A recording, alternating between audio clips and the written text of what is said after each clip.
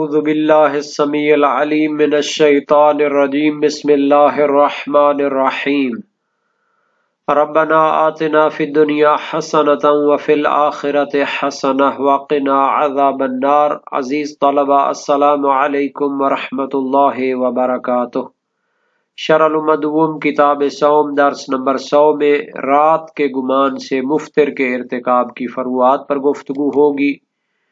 رات ہونے کا گمان ہے اور وہ روزے کو افطار کرتا ہے تو اس میں 2 صورتیں پہلے بیان ہو چکی ہیں، یہاں پر بعض مزید صورتوں پر گفتگو ہوگی۔ اس مسئلے کی تیسری صورت کو بیان کیا جائے گا۔ شیخ اور فاضلین یعنی علامہ اور محقق ہلی کا نظریہ پیش کیا جائے گا۔ شہید اول کی عبارت کا تجزیہ اور تحلیل، شہید ثانی کا نقد و نظر اور متعلقہ علمی فوائد اور تحقیقات کا تذکرہ ہوگا، بلکہ متعلقہ احادیث اور روایات بھی پیش کی جائیں گی۔ سب سے پہلے عبارت کو دیکھتے ہیں۔ فرمایا وَيُفْهَمُ مِنْ ذَلِكَ أَنَّهُ لَوْ رَاعَ فَظَنَّ فَلَا قَضَاءَ فِيهِمَا وَإِنْ أَخْطَأَ ظَنُّهُ وَفِي الدُّرُوسِ اسْتَقْرَبَ الْقَضَاءَ فِي الثَّانِي دُونَ الْأَوَّلِ فارقاً بینہما باعتضاد ظنہ بالاصل فی الاول وبخلافہ فی الثانی۔ اصل مسئلہ یہ تھا کہ اگر ایک انسان کو رات ہونے کا گمان ہے اور تحقیق کے بغیر فقط وہ رات کا گمان ہونے پر اکتفا کرتے ہوئے تحقیق کیے بغیر صبح کے وقت سحری جاری رکھتا ہے یا شام کے وقت رات ہونے کا گمان کر کے وہ افطار کرتا ہے اور معلوم ہوتا ہے کہ ابھی رات نہیں ہوئی تھی، اور پہلی صورت میں اسے معلوم ہوتا ہے کہ صبح ہو چکی تھی، اس نے سحری جاری رکھی، تو اگر تحقیق کے بغیر گمان پر عمل کیا ہو تو اس پر قضا واجب تھی دونوں صورتوں میں۔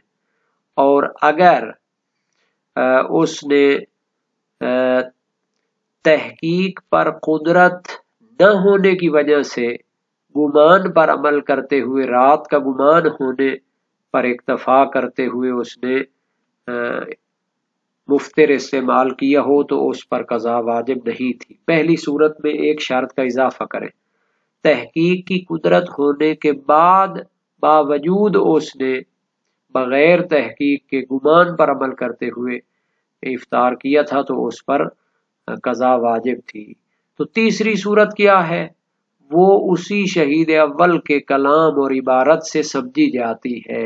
تیسری صورت کہ اگر اس نے تحقیق کی قدرت ہونے کی وجہ سے تحقیق کی ہو اور رات ہونے کا گمان حاصل کیا ہو اور افطار کیا ہو، بعد میں معلوم ہو جائے کہ ابھی رات نہیں تھی تو اس پر قضا نہیں ہوگی ان دونوں صورتوں میں، چاہے سحری کے وقت اس نے تحقیق کے ساتھ گمان حاصل کیا ہو کہ رات باقی ہے، چاہے شام کے وقت اس نے تحقیق کے ساتھ گمان حاصل کیا ہو کہ رات داخل ہو چکی ہے لیکن معلوم ہو کہ ابھی تو دن تھا۔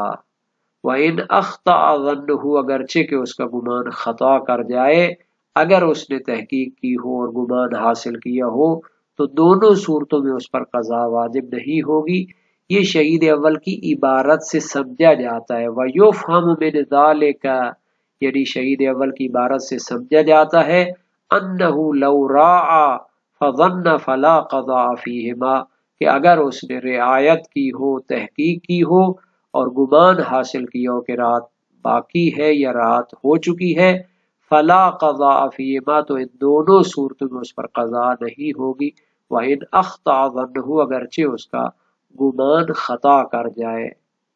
وَفِي الدُّرُوسِ اسْتَقْرَبَ الْقَضَاءَ فِي الثَّانِي دُونَ الْأَوَّلِ فَارِقًا بَيْنَهُمَا بِاعْتِضَادِ ظَنِّهِ بِالْأَصْلِ فِي الْأَوَّلِ وَبِخِلَافِهِ فِي الثَّانِي۔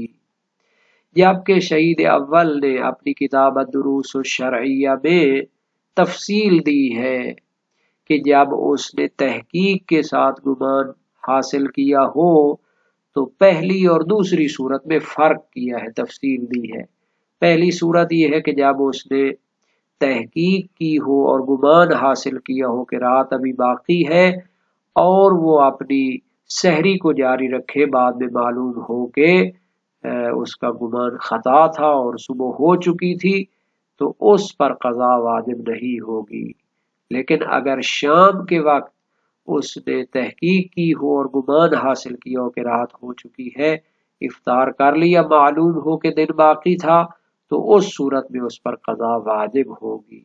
تو یہ دونوں صورتوں میں اس نے تفصیل دی ہے کہ صبح کے وقت اس پر اگر اس نے تحقیق کے ساتھ گمان کیا ہو اور عمل کیا ہو تو اس پر قضا نہیں ہوگی، اور شام کے وقت اگرچہ اس نے تحقیق کی ہو اور گمان حاصل کی اور رات ہو چکی ہے اور اگر خطا ہو جائے تو اس پر قضا واجب ہوگی۔ دلیل کیا ہے؟ فارقا بینہما باعتضاد ظنہ بالاصل فی الاول وبخلافہ فی الثانی، انہوں نے ان دونوں صورتوں میں فرق کیا ہے کہ پہلی صورت میں، سحری والی صورت میں، اس کا گمان کہ ابھی رات باقی ہے اس کی تائید ہو جاتی ہے، اعتضاد یعنی تائید اور محکم ہونا، بالاصل اصل استصحاب بقائے لیل کے ذریعے اس کی تائید ہو جاتی ہے، کیونکہ جب تک اسے یقین حاصل نہ ہو جائے کہ دن ہو چکا ہے تو وہ استصحاب بقائے رات بھی کر سکتا ہے اور تحقیق کے ساتھ اس کو گمان بھی ہے کہ ابھی رات باقی ہے، تو اس پر قضا واجب نہیں ہوگی۔ لیکن دوسری صورت میں اگرچہ کہ اس نے تحقیق کی ہے اور گمان حاصل کیا ہے کہ رات داخل ہو چکی ہے، لیکن اصل استصحاب یہاں پر اس تحقیق اور گمان کی مخالف ہے، کیونکہ استصحاب تو یہاں پر بقائے نہار کا جاری ہوتا ہے، ابھی دن باقی ہے۔ تو بہرحال یہ شہید ثانی کی تفصیل ہے اس مسئلے میں۔ وقیل والقائل والشیخ والفاضلان لو افطر للظلمة موهبة اے موجبة لظن دخول اللیل ظانا دخوله من غیر مراعاة بل استنادا الى مجرد الظلمة المثيرة للظن فلا قضاء۔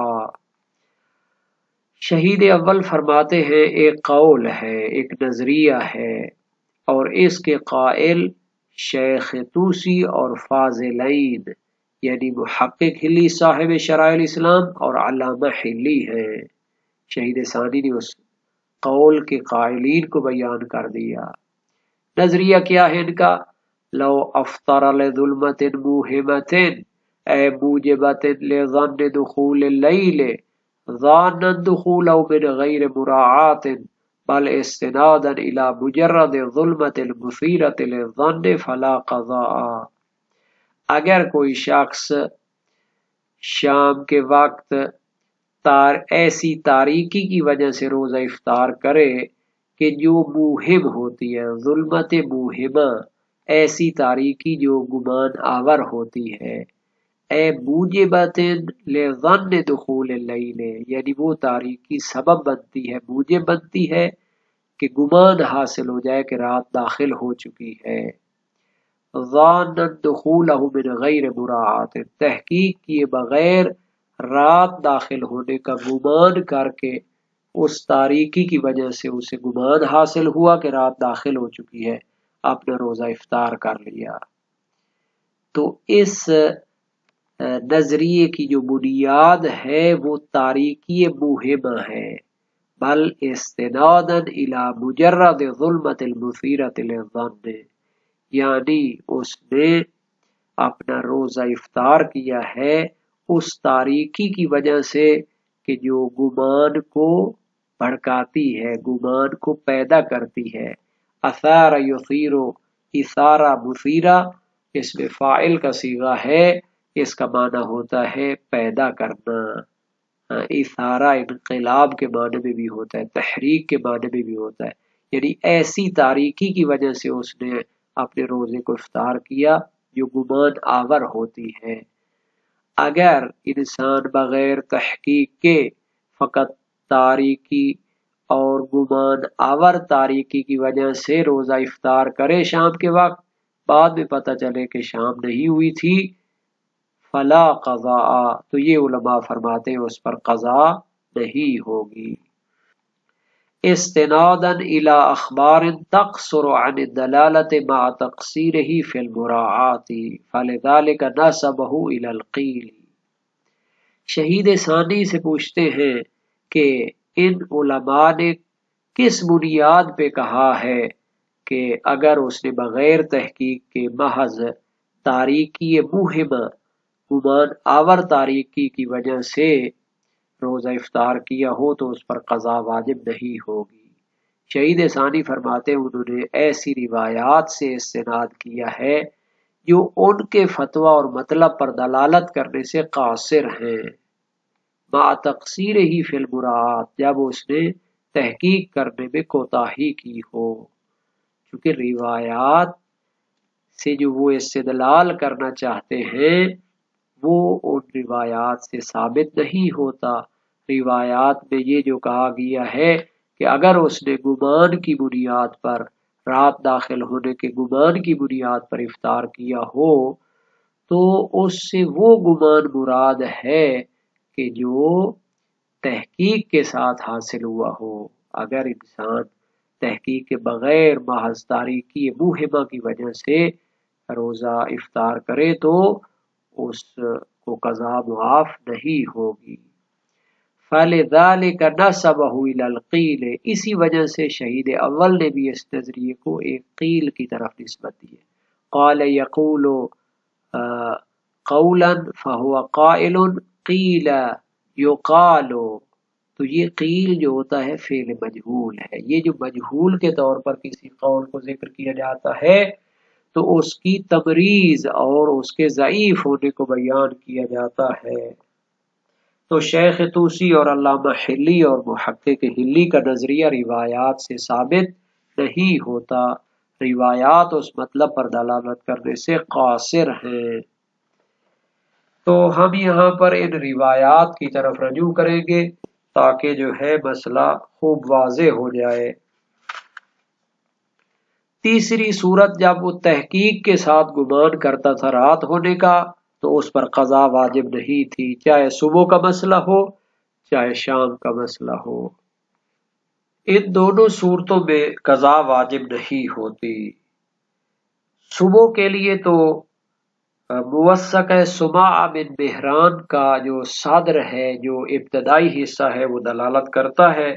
امام نے فرمایا ان کان قام فنظر فلم یرا الفجر فاکل ثم عاد فرأى الفجر فلیتم صومه ولا اعادۃ علیہ، اگر اس نے اٹھ کر تحقیق کی ہو اور اسے فجر نظر نہیں آئی اور اس نے سحری کی، پھر پلٹ کر دیکھا تو فجر نظر آئی تو اسے روزہ مکمل کرنا چاہیے اور اس پر قضا اور اعادہ نہیں ہے۔ وسائل الشیعہ باب 44 ابواب ما یمسک عنہ الصائم۔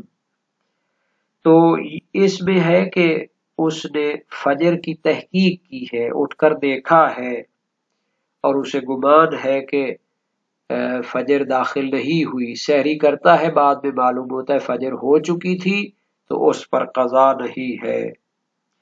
شام کے وقت، مغرب کے وقت اس نے تحقیق کی اور گمان حاصل کیا کہ رات ہو چکی ہے اور افطار کیا، بعد میں معلوم ہوا کہ رات نہیں ہوئی تھی، قضا واجب نہیں ہے۔ اس صورت کے لیے بھی روایات موجود ہیں۔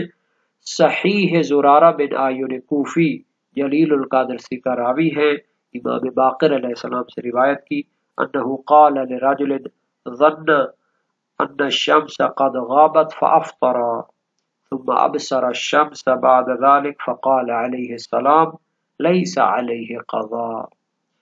اس شخص کے بارے میں جس کو گمان تھا کہ سورج غروب ہو چکا ہے، اس نے افطار کر لیا، پھر اس کے بعد اس نے سورج کو دیکھ لیا تو فرمایا اس پر قضا واجب نہیں ہے۔ وسائل الشیعہ باب 51 ابواب ما یمسک عنہ الصائم۔ تو اس روایت سے مراد ہوگا کہ جب اس نے تحقیق کی ہو تو اس پر قضا نہیں ہوگی۔ شہید اول نے جو فرق کیا تھا کہ تحقیق کے باوجود اگر گمان پر عمل کرتے ہوئے اس نے افطار کیا تو صبح والے مسئلے میں تو اس پر قضا نہیں ہوگی، شام والے مسئلے میں اس پر قضا ہوگی، کیونکہ اس صورت میں اصل استصحاب اس کی تحقیق اور اس کے گمان کی مخالفت کرتا ہے۔ ہم کہتے ہیں کہ روایات آپ کی اس تفصیل کے مخالف ہیں اور اس تفصیل کی تائید نہیں کرتی، ان میں تحقیق کو معیار قرار دیا گیا ہے، اصل استصحاب کی تائید کو ضروری نہیں سمجھا گیا۔